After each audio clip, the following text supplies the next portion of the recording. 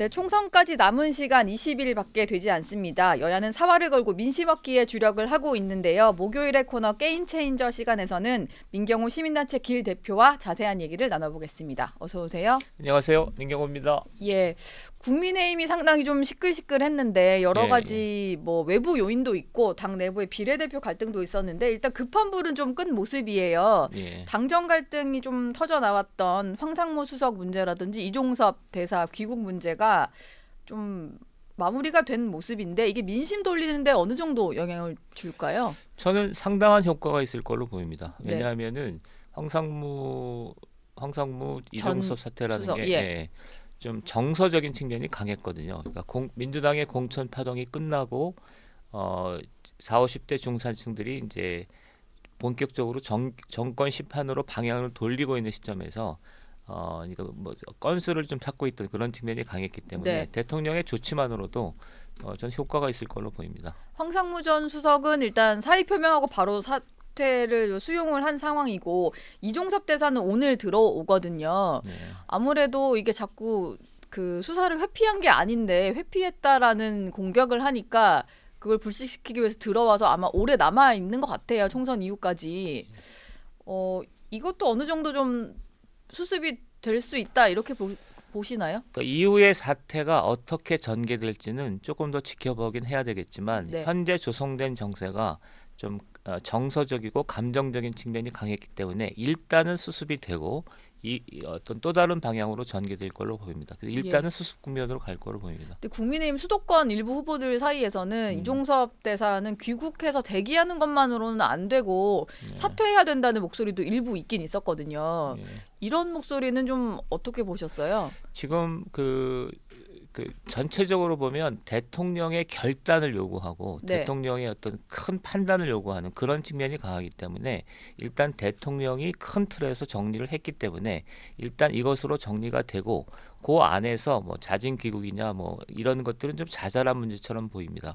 그리고 이후에 또 다른 국면으로 진행될지는 그건 나중에 문제겠죠. 어제 한동훈 위원장도 회의에서 이종섭 대사의 귀국 문제는 사실 공식 발표되긴 전이었는데 귀국하기로 했다 뭐 이런 걸 발표를 했고요.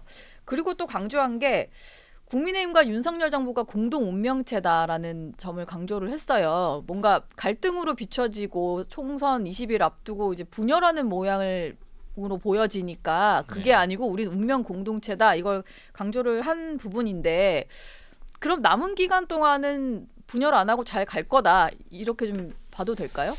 저는 그러니까 대통령과 한동훈 비대위원장이 조금 윤한 문제에 대해서 조금 더 섬세하고 진지하게 다룰 필요가 좀 있다고 생각합니다.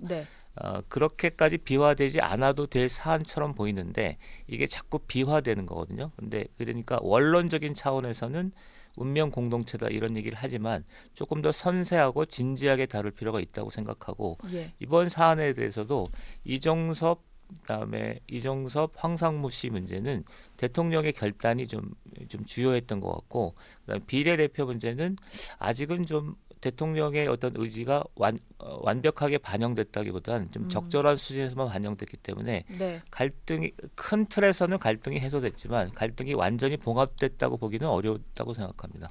비례대표 문제를 두고는 뭐 이철규 의원이라든지 아니면 한동훈 위원장과 가깝다고 하는 뭐 비대위원이나 뭐 사무총장 이런 분들 간에 약간 신경전이 벌어지는 모습이었는데 일단 이것도 봉합은 좀 되는 것 같아요. 어젯밤에 명단을 좀 조정을 하긴 했거든요. 그래서 문제 제기를 했던 게 이철규 의원이 문제 제기했던 게 호남 인사가 좀 부족했고 당직자 배려가 없었다인 건데 당선권에 좀 조정되면서 들어갔더라고요. 이걸로도 좀 봉합이 됐다라고 볼 수 있을지.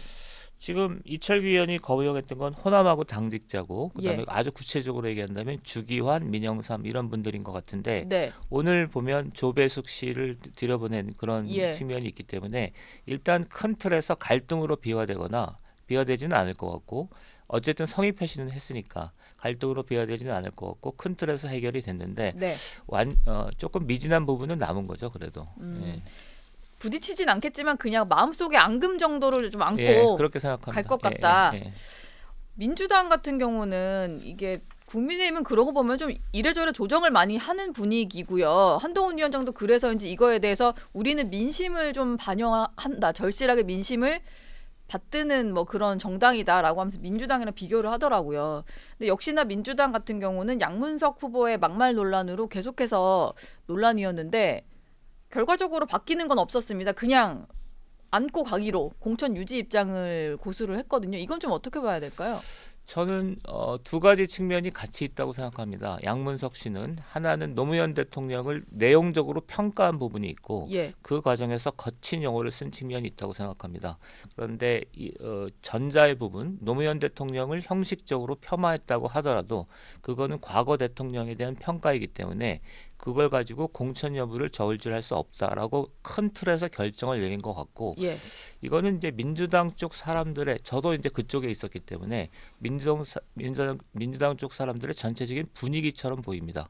그래서 이걸로는 공천 여부를 결정할 수 없고 대통령에 대한 판단, 전직 대통령에 대한 판단은 판단대로 있을 수 있다라고 결론을 내린 것 같습니다. 제가 볼 때는. 근데 반면에 뭐 바퀴벌레가 어쨌든 이런 극단적인 표현들은 그것도 문제가 좀 될 법한데 민주당의 그간의 어떤 스타일로 보면 이 정도는 그냥 넘어가겠다 이렇게 이것도 역시 판단을 한 것 같습니다. 아, 뭐 노무현 전 대통령에 대해서도 불량품이다, 뭐 매국노다, 가면 쓴 미국이다 이런 표현했었고요. 그리고 말씀하신 대로 당내 어떤 반대파 그 비명계를 향해서 하는 얘기인데 뭐 쓰레기, 바퀴벌레 이런 얘기를 했더라고요. 근데 네. 사실 이재명 대표가 늘 그런 얘기를 하면서 국민들이 좀 판단하지 않겠냐, 국민들이 평가하지 않겠냐라고 하는데 사실 이렇게 막말 쓰는 후보에 대해서는 국민들도 그렇게 좋은 시각은 아닐 것 같은데요.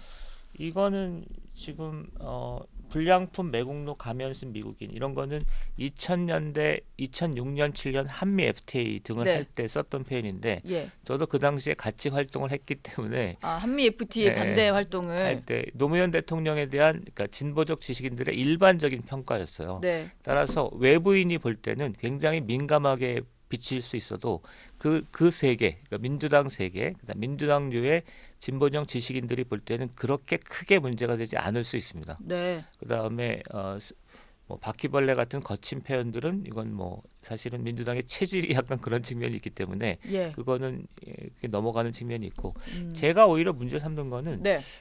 최근에 이제 친명 비명 공천 국면에서 비명을 아주 좀 수박이라고 표현한다거나 뭐 말살해야 된다고 표현한다 이런 표현들이거든요. 네.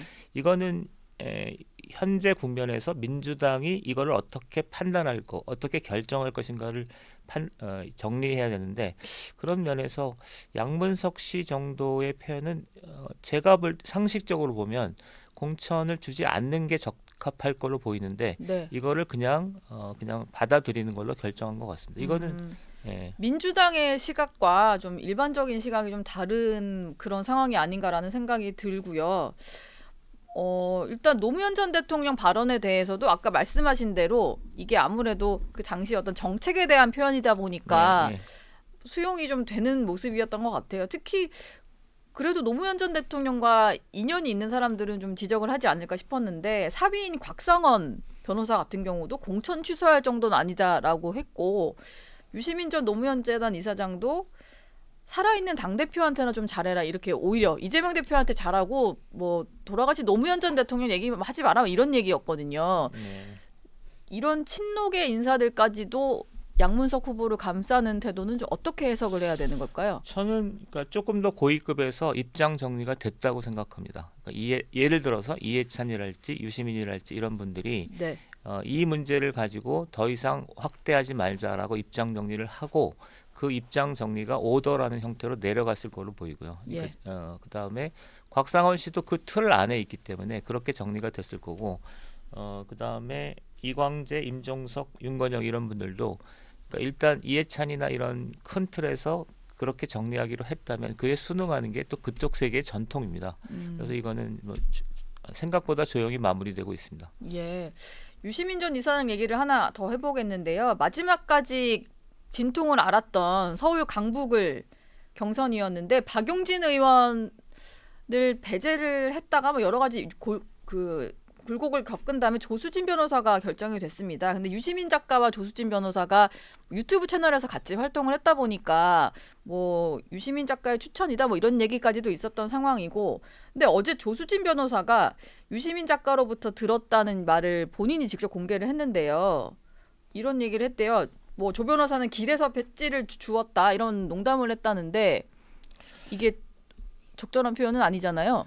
박용진 의원의 지금 상태를 보면 두 번이나 경선을 통해서 미끄러진 상태고 굉장히 부당하게 공천 탈락된 사태로 볼 수 있는데, 박용진 의원 건에 대해서 이렇게 얘기한 건 부적절하죠. 당연히 부적절한데 유시민 씨 캐릭터가 좀 경솔하고 이런 측면이 좀 있지 않습니까? 이런 본인은 농담이라고 한 것 같은데요.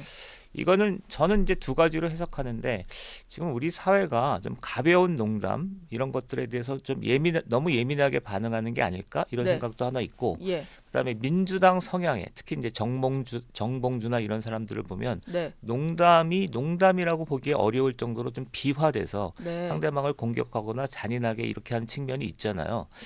그 어떤 경계선에 있는 발언 정도로 보입니다. 그래서 좀 자제하는 게 당연히 옳은 거죠. 뭔가 이제 국회의원의 배지 무게를 좀 너무 가볍게 막 길 가다 줍는 정도로 하는 것은 좀 아니지 않을까라는 생각은 좀 들었고요.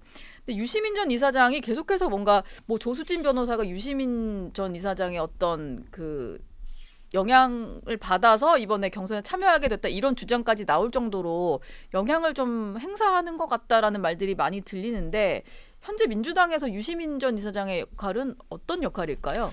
저는 세 가지를 구분할 필요가 있는데, 이재명 대표와 유시민 이사장이 어떤 종속 관계거나 조직적 관계나 그런 건 아니라고 생각합니다. 그런데 유시민 대표가 이제 상당히 대중적으로 광범위한 영향력을 갖고 있으면서 우회적으로 이재명 대표를 사상적 또는 내용적으로 이렇게 돕는 입장에 있다고 생각하고, 유시민 씨는 지금 내년 그러니까 앞으로 대선을 앞두고 이재명 쪽에 줄을 섰다고 봐야죠. 그러니까 내용적으로 이재명 쪽에 줄을 섰다고 보는 거는, 이를테면 뭐 이낙연 씨나 홍영표나 이런 쪽은 이제 반 이재명으로 도는 거잖아요. 그런 스탠스를 갖고 있는데, 반대로 좀 경계선에 있었던 임종석까지 포함해서 임종석, 윤건영 이쪽은 어쨌든 반 윤석열의 기치 아래서 이재명과 호흡을 같이 하겠다 이런 스탠스를 갖고 있다고 봐야죠. 일단 뭐 이재명 사당화 논란이 있을지언정 민주당이 무너져서는 안 된다. 그렇게 이걸로 좀 뭉쳐 있다. 조수진 변호사 같은 경우는 과거에 성폭력 피의자 변호한 이력이 좀 계속 논란인데, 사실 변호사다 보니까 뭐 사람을 골라서 변호를 반드시 해야 되는 건 아니잖아요. 그렇기는 한데 이게 좀 아무래도 민변 출신 변호사이고 본인도 그 이력을 상당히 강조를 했다 보니까 이게 여성단체 입장에서는 뭐 사회적 약자를 대변해야 되는 뭐 민변에서 소속했던 변호사가 이렇게 성범죄 가해자 변호를 한 게 맞냐 이런 지적들이 있는 것 같아요. 저는 변호사로서, 그러니까 어떤 성폭력 피해자 또는 살인자도 변호해야 되잖아요. 그 국선 변호인 활동을 했던 경력도 있는 것 같으니까 그 경력 자체, 그 활동 자체는 문제 삼을 필요 없다고 생각합니다. 그런데 그 과정에서 좀 과도한 말을 했다거나, 어쨌든 민변 사무총장은 또 민변 사무총장으로서의 독특한 지위가 있는 건데, 그런 지위를 갖고 성폭력 피해자를 과도하게 변호했다거나 이런 것들은 문제가 될 수 있겠죠. 그러니까 그 행위 자체는 문제 삼을 게 없다고 보고, 그런데 그 과정에서 있었던 좀 지나친 행동, 언행들은 좀 지적할 필요가 있고, 그 정도가 아닐까 생각합니다. 뭐 지금 속속 알려지곤 있는데 사실관계 좀 확인해 봐야겠지만, 뭐 조수진 변호사가 피의자 변호를 하는 과정에서 어떤 피해자에게 좀 상처가 될 만한 발언들을 했다, 이건 좀 알려지고 있긴 하거든요. 근데 이게 올바른 방향인 것인가에 대해서는 좀 의문인데, 그 제가 이제 신문 보도를 통해 본 거는 뭐 그러니까 성폭력 과정에서 뭐 아버지 문제를 거론하면서 상당히 입에 담기 어려운 얘기를 했던 것 같은데, 일단 그건 변호사라는 직업이 있는 거니까 변호사로서 부적절한 표현이었다. 뭐 이런 정도로 넘어가면 일단 어떨까 싶네요. 아무래도 조수진 변호사의 어떤 과거 이력 논란은 계속되지 않을까 싶고, 보니까 이정희 전 통진당 대표 보좌관 출신이더라고요. 그래서 사실 이분이 많은 분들이 좀 낯설다 보니까 국민의힘의 조수진 의원이랑 막 헷갈리는 분도 계셨고 네. 뭐 그런 좀 생소한 인물이기는 합니다. 근데 과거 이력을 보면은 정치권에 좀 상당한 뭐 몸을 좀 담았던 이력도 있는 것 같고 그렇거든요. 어떤 사람이라고 좀 봐야 될까요, 조수진 변호사는?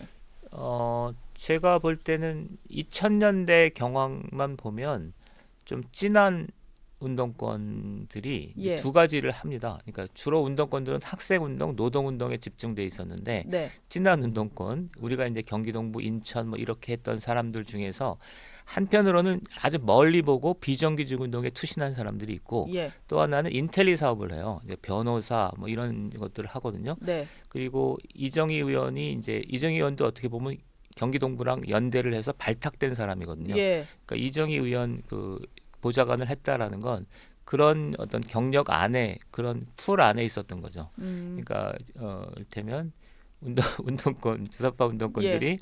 그러니까 인텔리 사업을 하는 과정에서 네. 어떤 넓은 그런 풀 안에 있었던 사람으로 보입니다. 뭐 조금 더 자세한 얘기를 할 수 있는데 예. 방송이라서. 예. 방송이라서 좀 그러면 이후에 제가 좀 자세히 여쭤보도록 하고 예. 이재명 대표는 최근에 계속 위기설을 강조를 하고 있습니다. 원래 민주당 자체로는 151석이 목표인데라고 하면서 표를 좀 몰아달라 이런 얘기를 하는 중인데 그러면서 얘기를 하는 게요. 예전에 우리가 서슬퍼런 박근혜 정권도 내쫓지 않았냐 이런 말을 해요. 정권 심판론을 넘어서 뭔가 의석수가 모이면 실제로 뭔가 행동에 나설 수 있다 뭐 이런 얘기인 것 같은데 이런 식의 어떤 구호는 어떻게 받아들여야 될까요? 지금 이재명 대표는 전체적으로 업돼 있는 거로 저는 보입니다. 네. 장기간에 걸친 이재명 민주당 공천 국면에서 이게 본인도 사실은 어디로 튈지 잘 모르는 거잖아요. 굉장히 긴장감, 압박감 이런 거를 가졌을 법한데 지금 이종섭 뭐 대사 이런 문제가 터지면서 상당히 국면이 전환되기 때문에 상당히 고조돼 있는 것 같습니다. 그런 네. 표현들이 여러 곳에서 나오는데 오히려 역설적으로 우리가 이제 유리한 위치를 차지했지만 너무 이렇게 과도하게 그러지 말자라거나 정권 심판론을 내건대거나 최근에 재판 문제에서 어떤 재판에 불출석한다거나 이런 것들이 기세를 장악했으니까 이제 새로운 국면에서 문제를 해결하겠다라는 적극적인 의지를 표명하는 것으로 보입니다. 그럼 어느 정도 이재명 대표는 승리를 자신하면서 그런 것들이 좀 표출되고 있다. 이렇게 승기를 잡았다고 보겠죠. 승기를 잡았다. 사실 총선 20일 앞두고도 많은 일들이 벌어질 수는 있잖아요. 이게 사실 20일이면은 뭐 10일 전만 해도 저희가 이종섭 대사 문제라든지 황상무 수석 얘기를 논의할 거라고는 생각도 못 했었는데 뭐 그때그때 등장하는 이슈들은 뭐 돌발 변수처럼 나오는 거니까요. 그렇긴 하겠지만 이제 선거라는 게 어떤 고비를 넘어가면서 완성이 되는 거니까 네.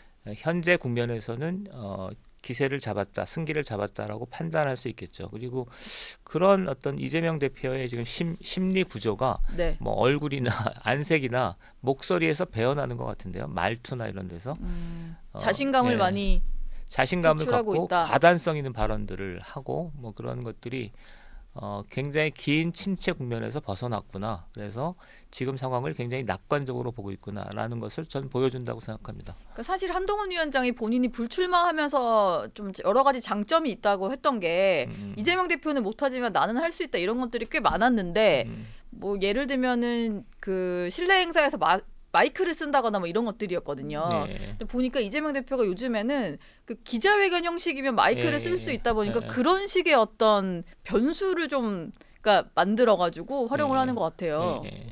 이것도 뭐 하나의 전략이겠죠, 민주당 입장에선? 그건 확실히 이제 진보와 보수 중에서 진보가 그런 술수들을 그러니까 잔기수들을 많이 써요. 그러니까 그런 면에서 노하우가 굉장히 축적된 동네고 제가 인상적이었던 건 뭐 사람들한테 선거법 조심해라라고 하면서 마이크랄지 그다음에 플랜카드랄지 이런 것들을 피켓이랄지 이런 것들을 하나하나 이제 지적을 하거든요. 그러니까 굉장히 복잡한 국면이고 바쁜 와중에도 그러니까 승리를 위해서 그러니까 아주 세심한 것들을 챙기는구나 이런 느낌을 받았습니다.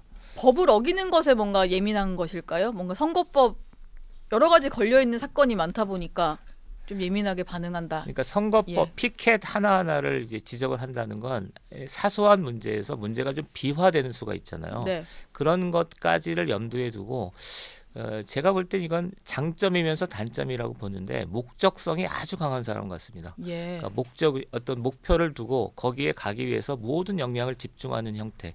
그게 이제 대의나 목표가 좀 그릇돼서 문제이긴 하지만 그 태도 자체는 상당히 장점이라고 보입니다. 선거를 하는 데 있어서는 목표를 정해놓고 막 돌진하는 이런 모습이 지금 이재명 대표 입장에서는 속으로 약간 신경 쓰이는 사람이 바로 조국 대표가 아닐까 싶은데 조국 혁신당 내부에서는 목표 의석수가 원래 10석 정도였어요. 근데 15석까지 조정해야 된다 목소리까지 나오는 상황이거든요. 이 목표 의석수 달성이 가능할까요? 어떻게 보십니까? 지금 조국 혁신당이 어느 정도까지 팽창할 것인가에 대해서 좀 두 가지 견해가 있다고 생각합니다. 하나는 조국 혁신당이 민주당의 강성 지지층 안에서 그러니까 호남하고 수도권 40, 50대에서 일어나는 현상이다라고 본다면 그래서 청년들은 아무런 관심도 없다라고 본다면 지지율에 한계가 있잖아요. 그건 한 25%, 30%까지가 한계일 텐데 반면에 중도층이나 민주당에 실망한 사람들도 이쪽으로 넘어왔다라는 해서 그러니까 지지세가 지지 기반이 근본적으로 확대되었다고 보면 30% 이상까지 돌파할 수 있겠죠. 그러니까 두 가지 중에 어느 쪽인가가 제가 볼 때는 한 일주일 열흘 사이에 한번 판단 지점이 있을 거라고 봅니다. 조국 대표 같은 경우는 1차는 레임덕이고 두 번째가 데드덕이 목표라고 해서 거의 정권 퇴진을 내걸고 지금 선거운동을 하는 중이거든요. 이게 강성 메시지인데 지지층을 끌어들이는데 효과가 좀 있을 걸로 보는 것 같아요. 근데 너무 또 센 얘기를 사람들이 반응을 할까 싶기도 하고 어떻게 좀 보고 계세요? 저는 아까 나왔던 얘기랑 연관을 시킨다면 이종섭 그다음에 황상무 건에서 비롯된 수도권 정권 심판론이 계속 확대되고 있잖아요. 이것과 이제 조국 혁신당이 반응하는 것은 동전의 양면이라고 생각합니다. 강력한 정권 심판론이 이제 한쪽으로는 이종섭 사태로 한쪽으로는 조국 혁신당으로 나타나고 있기 때문에 초기 국면에서 조국과 조국 혁신당의 강력한 반윤석열 입장이 세를 확장하는 데 기여했다고 보는데 문제는 그게 어느 정도까지 갈 거냐는 거죠. 그러니까 특히 이제 청년층에서는 완전히 거의 관심이 없는 것으로 지금 돼 있거든요. 그러니까 어느 단계를 넘어서면 이게 오히려 역으로 피로감으로 갈 수 있기 때문에 이것도 한 일주일 정도 여론이 굉장히 중요하지 않을까 이렇게 싶습니다. 아무래도 민주당과 누가 더 선명하냐의 경쟁을 하지 않을까 싶은데 그러다 보니까 민주당에서는 박지원 전 국가정보원장 지금 민주당 후보로 공천을 받았는데 조국 혁신당 명예당원 발언을 했어요. 뭔가 같이 가야 되는 정당처럼 발언을 해서 이게 어제 민주당에서는 엄중 경고 결정을 내렸더라고요. 근데 내부에서는 공천 회수해야 된다 이런 말까지 나오고 좀 분위기가 안 좋았다고 하는데 이 정도면은 조국 혁신당에 대해서도 지금 상당한 라이벌로 보고 견제에 들어갔다라고 볼 수 있겠네요. 그 라이벌로 보고 견제에 들어갔다는 건 좀 나중 일이고 지금 당장은 그러니까 박지원 전 국정원장과 같은 것에 대한 경고 조치, 약간 긴장감을 갖는 것, 그러니까 사전 예방 같은 거라고 봅니다. 아직 저는 조국 혁신당이 민주당과 경합하는 구조로 갈 거로 보이는데 그건 나중 일이잖아요. 그러니까 지금부터 견제한다기보다는 몸조심하듯이 조그만 사소한 실수가 확대되는 것을 경계하는 차원이 더 강하지 않을까.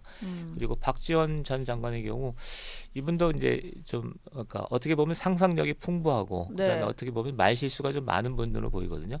그런 차원에서 있었던 약간의 해프닝, 그러나 미래에 있을 수 있는 어떤 미래를 암시하는 그런 얘기일 수도 있다고 생각합니다. 그러면 20일 남았는데 두 당의 관계는 좀 어떻게 흐를 걸로 보세요? 저는 이제 제가 오늘 민주당을 좋은 얘기를 좀 하는 것 같은데 자제력이 높습니다. 그동안과 달리 좀 제가 좀 잘못 판단한 게 임정석 의원 같은 경우 임정석 의원이 어쨌든 민주당의 틀 안에서 뭔가 행보를 하잖아요. 이걸 알지. 그다음에 요번에 조국혁신당 문제도 조국 그 시나 조국혁신당도 이게 좀 대중적 지지가 있으니까 좀 튈 법도 한데 네. 아주 강한 기조를 유지하면서도 공동 행보를 하겠다라는 메시지를 계속 던지고 있거든요. 예. 이거는 그다음에 아까 얘기했던 유시민 양문석 씨에 대한 얘기를 할지 네. 민주당은 전체적으로 뭔가 내부의 불협화음이 있으면서도 민주당이라는 틀을 유지하겠다라는 어떤 자세를 잘 유지하고 있는 것 같아요. 예. 이것이 사실은 국힘은 어떻게 보면 별거 아닌 게 막 불협화음으로 불거지면서 막 터지는 국면이라면 네. 민주당은 훨씬 더 어떤 심각한 사안이 있음에도 별것인데 불구하고 막 조용한 그거는 양자의 사태를 보는 태도와 관련 있는 것 같습니다. 그런 예. 면에서 전체적으로 보면 조국신당과 민주당은 상당한 긴장감을 내포할 법한데 예. 선거 국면에서는 동일한 단일 대우를 유지하고 있다 이렇게 판단합니다. 뭔가 이제 선거 전략에 있어서 국민의힘에 대한 안타까움이 좀 묻어나는 게 아니었나 그렇습니다. 뭐 그런 네. 생각이 좀 듭니다. 민경호 대표 말씀은 오늘 여기서 마무리하겠습니다. 고맙습니다. 고맙습니다.